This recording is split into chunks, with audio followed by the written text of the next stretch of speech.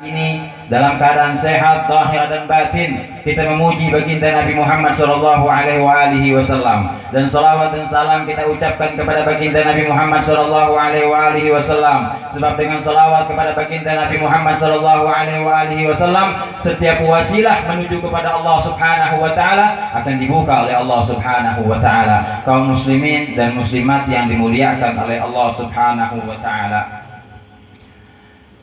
baginda Nabi Muhammad sallallahu alaihi wasallam pernah mengatakan di dalam sebuah hadisnya, kullu sababin wa nasabin munqati'un illa sababi wa nasabi ila yaumil qiyamah. Setiap nasab, setiap keturunan dan setiap sebab atau setiap ilmu itu pasti akan terputus kecuali keturunan atau sebab yang bersambung kepadaku, kata baginda Nabi Muhammad. Ini tidak akan pernah terputus sampai hari kiamat. Ini adalah wasilah, ini adalah perantara yang dimana kita menuju kepada Allah Subhanahu wa taala. Ini wajib untuk melewati baginda Nabi Muhammad sallallahu alaihi wasallam, yang mana Habib Ali bin Muhammad Al-Habsyi mengatakan, engkau ya Rasulullah adalah pintu untuk menuju kepada Allah Subhanahu wa taala. Alhamdulillah, kita pada saat ini dikumpulkan oleh Allah Subhanahu wa taala di dalam sebuah majelis yang dimana disunya Allah Subhanahu wa taala.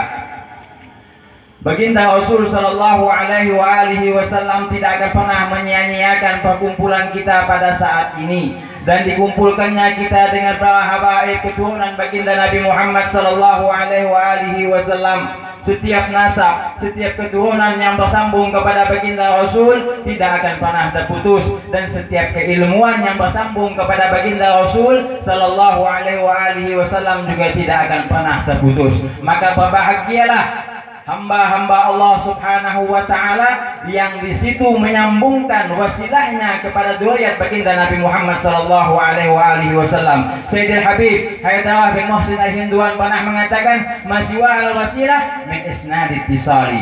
Tidak ada sebaik-baik wasilah. Wasilah ini, pelantara ini untuk menuju kepada Allah Subhanahu wa taala. Kaum muslimin dan muslimat yang dimuliakan oleh Allah Subhanahu wa taala, berbahagialah di satu tempat, di satu desa, di satu kota yang di situ adanya keturunan baginda Nabi Muhammad sallallahu alaihi wasallam, dan juga ulama-ulama yang keilmuannya bersambung kepada baginda Rasul sallallahu alaihi wasallam.